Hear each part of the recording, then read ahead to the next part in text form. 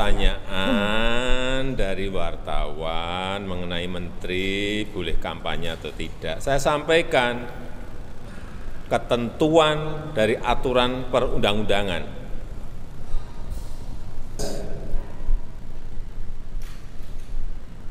Menyampaikan di pasal 299 bahwa presiden dan wakil presiden mempunyai hak melaksanakan kampanye. Jelas. Jadi yang saya sampaikan ketentuan mengenai undang-undang pemilu. Jangan ditarik kemana-mana. Ya. Kemudian juga pasal 281 juga jelas bahwa kampanye pemilu yang mengikut sertakan presiden, wakil presiden harus memenuhi ketentuan. Tidak menggunakan fasilitas dalam jabatan kecuali fasilitas pengamanan. Polemik pernyataan Presiden Jokowi soal presiden boleh berpihak dan berkampanye terus bergulir. Apa dampak pernyataan Jokowi dan perlukah ada undang-undang yang mengatur lembaga presiden? Kita akan bahas bersama pakar hukum tata negara Universitas Udayana, Jimmy Z. Usfunan, dan peneliti Perludem, Usep Hasan Sadikin. Selamat sore Bapak-Bapak. Selamat sore Mbak Cindy. Baik, saya ke Pak Usep terlebih dahulu. Pak Usep, ini menarik ketika Presiden menyatakan boleh berpihak dan berkampanye asalkan tidak menggunakan fasilitas negara. Apakah pernyataan Presiden itu bisa berdampak pada proses pemilu selanjutnya? Iya, sebetulnya memang ada penekanan yang tidak kemudian kuat ditangkap gitu ya, yaitu persyaratannya itu sendiri. Ketika Pak Presiden menekankan tidak menggunakan fasilitas negara, kemudian anggaran dan sebagainya yang tertuang di dalam Undang-Undang Pemilu, itu kata cutinya itu nggak banyak ditekankan oleh Presiden Joko Widodo gitu. Jadi memang boleh berkampanye, tapi syaratnya selain tidak menggunakan fasilitas negara, anggaran negara, kewenangan dan segalanya, itu harus cuti gitu. Nah, harus cutinya itu kurang ditekankan tuh sama Pak Presiden Joko Widodo gitu. Ini yang kemudian membuat akumulasi dari pernyataan atau sikap-sikap Presiden Joko Widodo sebelumnya itu berdampak pada keraguan kalau penyelenggaraan negara yang dikelola sama pejabat negara itu bersih dari intervensi. Tidak bisa menjamin netralitasnya dan itu bisa berdampak ke struktur pemerintahan di provinsi maupun kabupaten kota begitu. Akan ada efek domino begitu ya, ditiru oleh. Oke, Anda menyatakan kekhawatiran Anda adalah ada efek domino yang nanti akan diikuti oleh pejabat di daerah level provinsi ataupun kabupaten kota. Tapi bukankah sudah disebutkan bahwa ASN, ini disampaikan juga oleh Presiden, ASN harus netral pada saat pemilu? Iya, berdasarkan pengalaman pemilu sebelumnya ada dan juga ada di konteks negara kita ya. Memang penyelenggaraan negara kita secara umum ya, nanti kita bahas di konteks pemilunya ya, itu memang cenderung korup gitu. Jadi terjadi penyelewengan kewenangan dan anggaran gitu. Banyak indeks yang menunjukkan ada rule of law index, kemudian CPI ya, corruption perception index yang menunjukkan aspek-aspek penyelenggaraan negara yang berkaitan sama kewenangan, gelontoran anggaran, nanti implementasi bansos di konteks pemilu itu rentan diselewengkan yang disimpulkan itu cenderung korup gitu.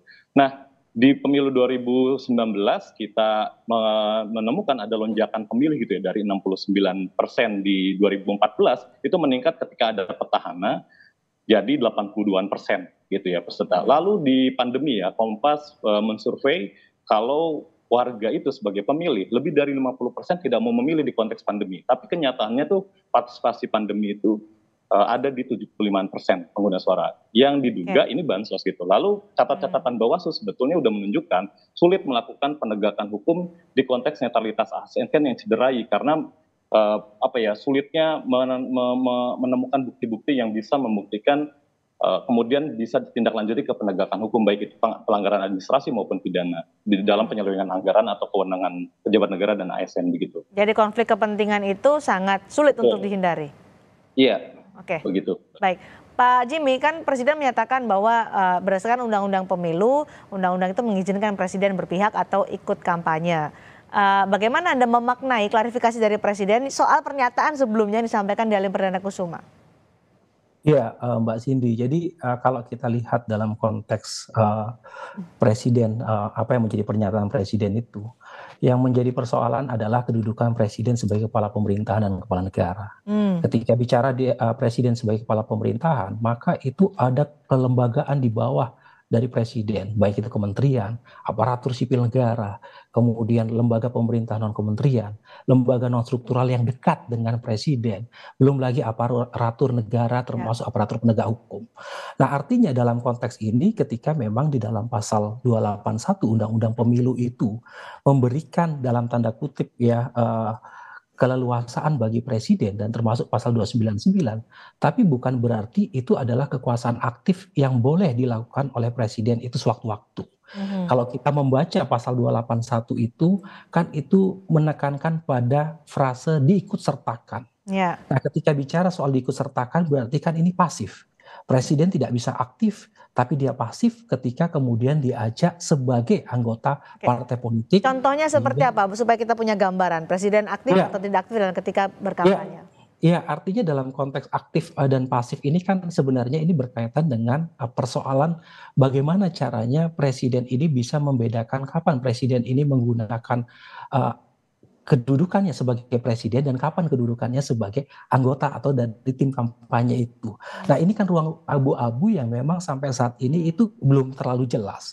Nah, oleh sebab itu ini menjadi satu persoalan. Misalnya dalam pasal 281 katakanlah presiden itu bisa cuti. Tapi dalam konteks lain yang menjadi persoalan itu bukan hanya cuti, tapi pengaruh posisi, kedudukan, pengambilan keputusan, keberpihakan presiden itu mempengaruhi jajaran di bawahnya loh, Mbak.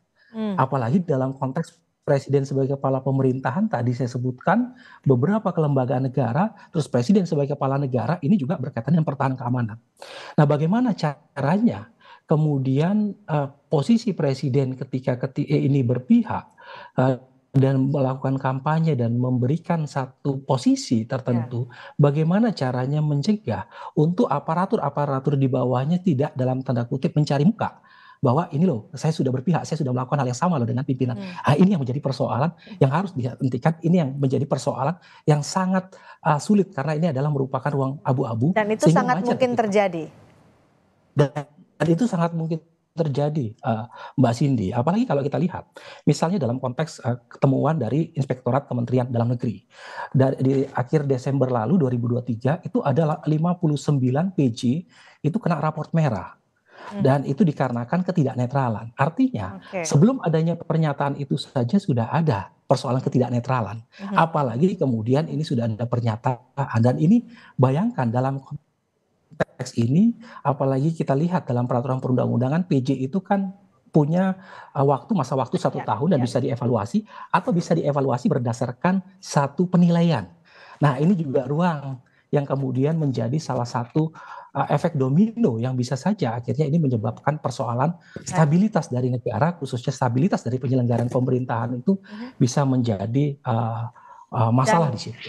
Dan undang-undang pemilu saat ini belum bisa menutup celah atau ruang abu-abu yang disebut Pak Jimmy tadi soal posisi presiden dalam pemilu pemilu nanti. Iya.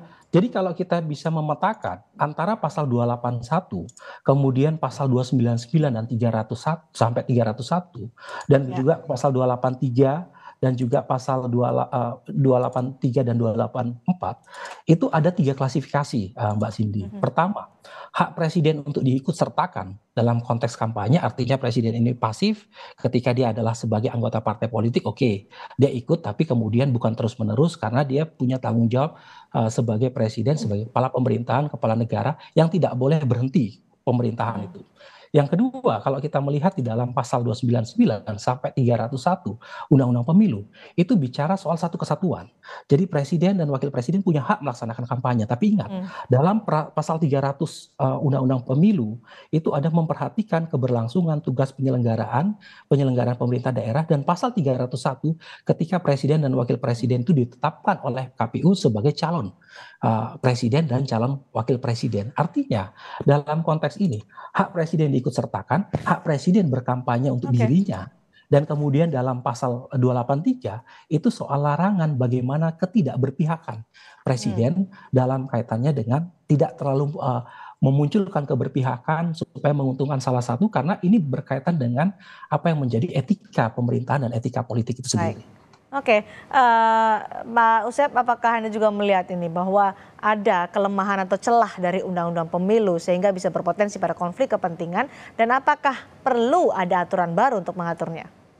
Kalau di undang-undang pemilu ya soal kampanye dan larangan pejabat negara kampanye kecuali tidak menggunakan perangkat negara serta harus cuti, itu sebetulnya sudah cukup bagus ya. Tinggal kemudian itu diimplementasikan menyertakan penegakan hukum ketika dilanggar dan memastikan kalau kata kampanyenya Presiden Joko Widodo itu enggak disalahartikan gitu. Karena memang bingung nih kampanye itu sebenarnya artinya apa sih gitu. Apakah menunjukkan diri itu sebagai kampanye gitu. Nah sebetulnya Undang-Undang 7 2017 sudah bagus ngaturnya dan putusan MK sudah menekankan bahwa di saat ada dugaan pelanggaran kampanye dan tidak ada aktivitas yang sesuai dengan kalimat definisi kampanye di Undang-Undang Pemilu, maka rujuk ada kata cita diri yang penting dioptimalkan.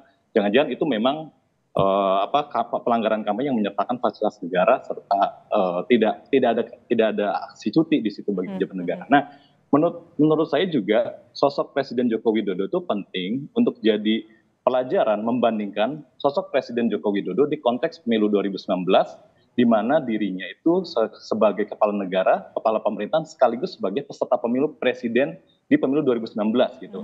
Nah, kita percaya tuh Presiden Joko Widodo di konteks 2019 itu bisa tidak menyampaikan pernyataan atau sikap-sikap yang kontroversial gitu. Tapi ini malah ketika ini jabatan terakhirnya Presiden Joko Widodo, ini periode menjabatnya, tidak ada petahana yang ikut pilpres, tapi kenapa pernyataan dan sikap-sikapnya itu banyak yang bisa dimaknai sebagai pengabaian dari peraturan perundang-undangan atau pengabaian hukum gitu. Misalnya saat Presiden Joko Widodo menggunakan kata cawe-cawe, itu malah cenderung kita bisa tangkap sebagai intervensi yang melanggar netralitas gitu. Ketika kasus ada putusan Mahkamah Konstitusi itu menggambarkan adanya pengabaian hukum dan institusi hukum di situ. Itu kita tangkap sebagai intervensi Presiden Joko Widodo di dalam penyelenggaraan pemilu 2024 ini. Pak Jimmy, apakah Anda setuju dengan pernyataan Pak Usep bahwa Presiden Jokowi melakukan pengabaian undang-undang pemilu? Ya, artinya begini, pertama yang menjadi penting dalam konteks pemerintahan, itu tidak hanya kita mengacu pada suatu aturan, tapi kemudian mengabaikan yang namanya etika pemerintahan.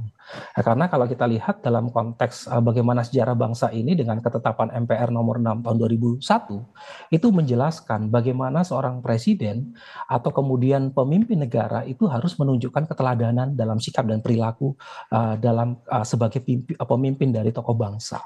Nah, oleh sebab itu ketika bicara soal keteladanan, maka ada beberapa hal yang kemudian kita bisa tangkap dalam ketetapan MPR 6 2001 tentang etika pemerintahan dan politik itu.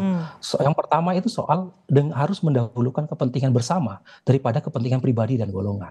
Nah, hal semacam ini kemudian terakumulasi di dalam sumpah presiden, sumpah jabatan presiden dan wakil presiden di dalam Undang-Undang Dasar. Nah, oleh sebab itu yang menjadi persoalan adalah apakah ketika presiden menyatakan sikap seperti itu, apakah kemudian ini sejalan dengan apa yang menjadi prinsip mendahulukan kepentingan bersama daripada kepentingan pribadi dan golongan, atau sebaliknya. Nah, ini menjadi persoalan, ini yang menjadi hal yang mendasar kenapa kemudian respon publik begitu keras terhadap pernyataan demikian, karena ketika kita melihat dengan ketentuan di dalam Undang-Undang Pemilu, tanpa melihat dari aspek etika dan pemerintahan, maka ini juga menjadi persoalan bangsa dan negara. Oke, soal etika, perlukah ada aturan baru soal itu untuk membatasi ruang etika yang supaya presiden tidak dianggap menabrak etika dalam pemilu? Iya, kalau dalam konteks etika ini kan sebenarnya ini kan hal yang sudah dimasukkan ya di dalam ketetapan MPR 6 2001, dan etika ini sejalan dengan bagaimana apa yang menjadi perilaku batasan baik dan buruknya perilaku dari pemimpin, baik itu dalam konteks eksekutif, legislatif, dan yudisial. Nah, oleh sebab itu ketika sekarang ada wacana bahwa perlunya ada undang-undang RUU kepresidenan, saya kira ini juga menjadi hal yang menarik ya, karena sampai saat ini tidak ada batasan kekuasaan dan batasan kewenangan. Kalau kita lihat di dalam Undang-Undang Dasar di dalam pasal 4 itu kan presiden memegang kekuasaan pemerintahan. Nah, kekuasaan pemerintahan itu batasnya sampai mana? Itu kan ruangnya kemudian juga perlu diatur secara tegas. Jadi perlu dibutuhkan undang-undang lembaga kepresidenan untuk membatasi itu. Ya, Oke. Ya, saya kira RUU Kepresiden menjadi hal yang juga urgent ya dalam kaitan ini supaya jangan sampai polemik-polemik semacam ini kemudian menjadi seakan-akan ini ada ruang-ruang diskresi bagi presiden yang dimana ruang diskresi itu yang kemudian publik menganggap bahwa ini kok sudah melampaui dari etika pemerintahan dan penyelenggaraan negara itu. Oke, soal klarifikasi Presiden tadi Pak Usep menyatakan bahwa ketika mengklarifikasi pernyataan itu keluar di Halim Perdana Kusuma karena ditanya oleh wartawan. Itu ada jawaban dari Presiden sehingga harus menjelaskan soal undang-undang pemilu kepada wartawan. Anda melihatnya bagaimana? Ya, saya malah di kemarin lusa itu saat wartawan bertanya kepada Presiden Joko Widodo, itu sebuah peristiwa yang menarik ya, dan bersyukur ada wartawan yang kemudian sebagai pilar lain dari demokrasi itu menanyakan kepada pilar kekuasaan eksekutif gitu, dalam hal ini Presiden Joko Widodo. Dan Presiden Joko Widodo menjawabnya gitu juga, ini sebuah peristiwa yang menggambarkan keterbukaan bagaimana kecenderungan ya Presiden Joko Widodo itu memaknai kampanye dan jabatan pejabat negara. Saya ingin gitu. perjelas lagi pertanyaannya, apakah itu hanya sekedar menjawab pertanyaan dari wartawan atau Anda melihat ada intensi Presiden akan melakukan itu, kampanye dan berpihak? Iya, dari pernyataan itu saya memaknai ada intensi karena kata cutinya itu tidak lebih banyak ditekankan gitu. Jadi justru kata boleh berkampanye, pejabat negara itu kan pejabat politik juga gitu. Malah aspek-aspek kontestasinya itu yang ditekankan oleh Presiden Joko Widodo dibandingkan mengingatkan ya harus cuti ya, ingat ya harus cuti gitu.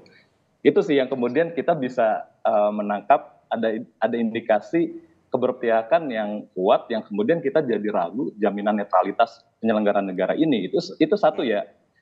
Ini kan terhubung juga tadi sama pernyataan atau sikap-sikap Presiden juga di peristiwa-peristiwa lain tadi ya, soal cawe-cawe, soal putusan MK, pencalonan anak Presiden Joko Widodo gitu. Jadi akumulasi ini yang kemudian membuat pernyataan yang tidak menekankan kata cuti itu jadi meragukan kita bahwa penyelenggaraan negara di dalam pemilu 2024 ini sulit ditagih netralitasnya. Gitu. Jadi Anda tidak melihat ini hanya sekedar menjawab pertanyaan wartawan yang disampaikan di Halim Perdana Kusuma, tapi ada tanda-tanda Presiden akan melakukan berpihakan dan berkampanye ke depannya.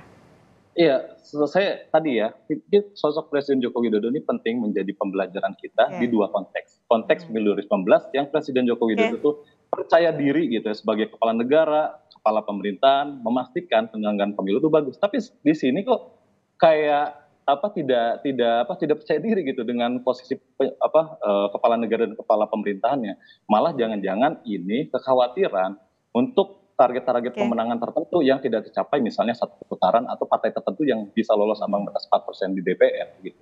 Dengan ada undang-undang pemilu ini bahwa Presiden memang punya hak untuk berkampanye, punya hak untuk berpihak, tapi apa yang Anda harapkan dari Presiden Jokowi posisinya di pemilu 2024 ini Pak Usep?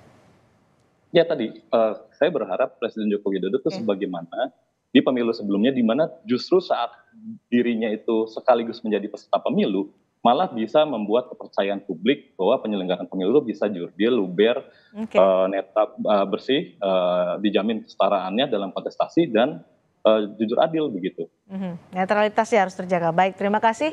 Pakar Hukum Tata Negara Universitas Udayana Jimmy Z. Usfunan dan peneliti Perludem Usep Hasan Sadikin berbagi pendapat di Sapa Indonesia malam hari ini. Terima kasih Bapak-Bapak.